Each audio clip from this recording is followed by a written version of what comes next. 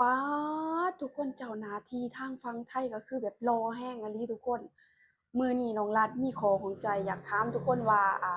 เจ้าหน้าที่ทางฝั่งไทยนะทุกคนบ่ว่าจะหน่วยงานใดหรือว่าเฮ็ดงานหยังเนาะทุกคนก็คือน้องรัฐอยากรู้ว่าเจ้าหน้าที่ทางฝั่งไทยเพิ่นคัดหน้าตาบ่ทุกคนก็คือน้องรัฐเห็นแล้วยังอ่อนช้อนเนาะเจ้าหน้าที่ทางฝั่งไทยแบบมีแต่คนหล่อๆหน้ารักเนาะทุกคนอันนี้น้องรัฐอยากรู้นะทุกคน ถ้าไผฮู้ก็สามารถคอมเมนต์บอกน้องรัฐได้เด้อทุกสบายดียินดีต้อนรับเข้าสู่ช่องน้องรัฐธิดาชาแนลเช่นเก่าเช่นเคยเนาะทุกคนก็คือมื้อนี้น้องรัฐไปเลื่อนเห็นคลิปของ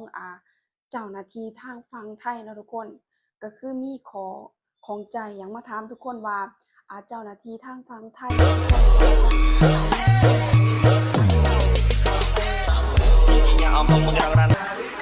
เขาเจ้าคัดที่หน้าตาเนาะทุกคนก็คือหยังว่าเห็น ใส่อย่างแอคดีเจเปิดเพลงตื้อๆแต่ที่ทางฝั่งไทยแต่ละคลิปเนาะก็คือแบบมีแต่คนหล่อๆเนาะทุกคนก็คือแบบ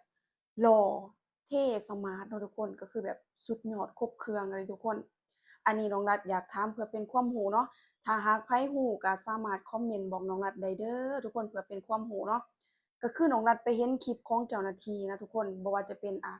ทหารอากาศหรือว่าตำรวจเนาะทุกคนก็คือแบบมีแต่คนแบบหล่อ ก็คือแบบอันนี้น้องรัฐก็อยากถามทุกคนเนาะแล้วก็น้องรัฐมีคลิปเนาะทุกคนคลิปของเจ้าหน้าที่เพิ่นเนาะอยากให้ทุกคนได้เบิ่งได้ชมนำกันเนาะทุกคนว่าจะหล่อสมาร์ตขนาดไหนเนาะทุกคนน้องรัฐเห็นแล้วก็ยังอ่อนช้อนเนาะอึ้งเนาะก็คือแบบหล่อแรงอีหลีอ่าสเปกของน้องรัฐเลยทุกคนก็คือแบบสูงหล่อขาวโอ้โฮครบเครื่องเนาะทุกคนไปเบิ่งไปชมคลิปนำกันเนาะทุกคนว่าจะอ่า สมาร์ตแล้วก็เท่ขนาดใดเนาะทุกคนไปเบิ่งนำกันเด้อเนาะป๊าดทุกคนเจ้าหน้าที่ไทยก็คือแบบหล่อแรงอะเดะทุกคนก็คือแบบเท่สมาร์ตเนาะโอ้โฮแฮ่งอยู่ในเครื่องแบบก็แค่ก็คือแบบหล่ออะเดะทุกคนว้าวโอ้โฮยิ้มหวานแรงเลยทุกคนป๊าดเห็นแล้วก็ละลายเนาะทุกคนสุดยอดสุดยอดทุกคนเจ้าหน้าที่ฝั่งไทยทุกคนโอ้โฮ ก็คือแบบแต่ละคนก็คือแบบหนารักเนาะทุกคนอา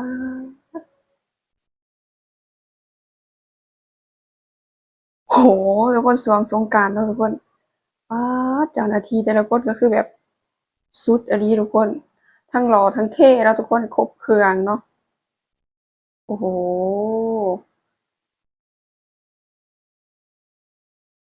น่ารักอะทุกคนโยกๆป๊าดเจ้าหน้าที่ไทยเนาะทุกคนหล่อและแถมยังตลกอีกทุกคนก็คือแบบโอ้โฮป๊าดทหารอากาศทุกคนก็คือแบบหล่ออีหลี อันนี้จะน่าจะเป็นตำรวจนะทุกคนก็คือแบบน่ารักแรงอะเดะทุกคนก็คือแบบยิ้มหวานมาก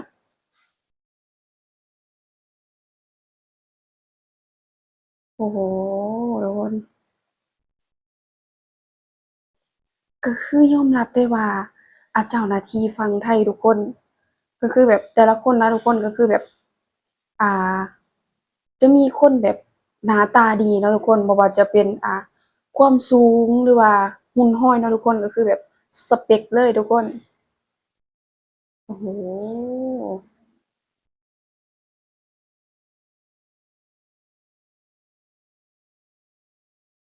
นี่เนาะทุกคนก็คือแบบเจ้าหน้าที่ทางฝั่งไทยนะทุกคนตลกเฮฮาทุกคน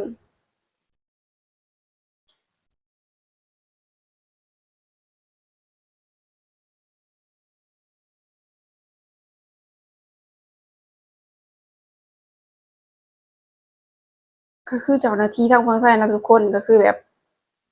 แต่ละคนก็คือแบบมีแต่คนหน้าตาดีเนาะทุกคนอันนี้น้องรัฐก็เลยสงสัยว่าเจ้าหน้าที่ทางฝั่งไทยนะทุกคนเขาเจ้าคัดที่หน้าตาบ่ทุกคนก็คือแบบโอ้โฮ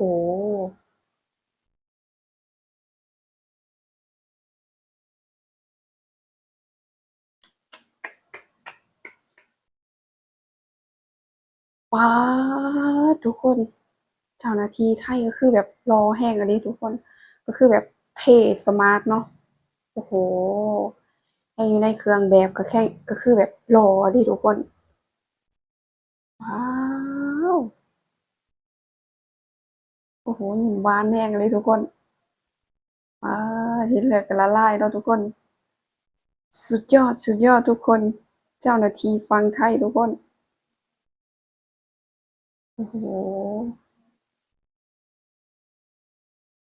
ก็คือแบบแต่ละคนก็คือแบบหนาหักเนาะทุกคนว้า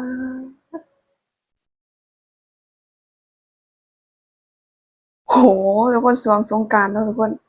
ป๊าดเจ้าหน้าที่แต่ละคนก็คือแบบสุดอีหลีทุกคนทั้งหล่อทั้งเท่เนาะทุกคนครบเครื่องเนาะโอ้โฮ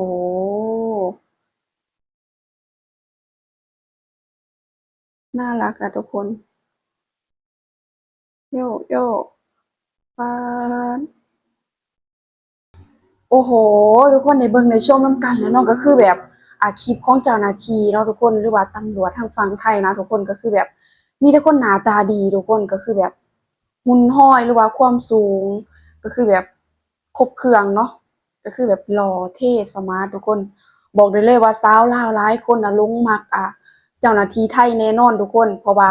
บ่ว่าจะเจ้าหน้าที่หรือว่าคนไทยนะทุกคนก็คือแบบมีแต่คนหน้าตาดีเนาะ ก็คืออันนี้น้องรัฐก็มาเฮ็ดคลิปเพื่ออยากรู้ว่าเจ้าหน้าที่ทางฝั่งไทยนะทุกคนเพิ่นคัดที่หน้าตาบ่หรือว่าคัดที่ความรู้หรือว่าการศึกษาเนาะทุกคนอันนี้ถ้าไผรู้ก็สามารถคอมเมนต์บอกน้องรัฐได้เด้อทุกคนเพื่อเป็นความรู้เนาะสำหรับคลิปนี้น้องรัฐก็พาทุกคนไปมาเบิ่งมาชมเนาะคลิปของเจ้าหน้าที่ทางฝั่งไทยเนาะทุกคนสำหรับคลิปนี้น้องรัฐก็สิจบเพียงส่ำนี้เนาะทุกคนฝากทุกคน กดติดตามกดไลค์เพื่อเป็นกำลังใจในการทำคลิปต่อๆไปของน้องรันเนาะสำหรับคลิปนี้ขอตัวลาไปก่อนบ๊ายบายสบาย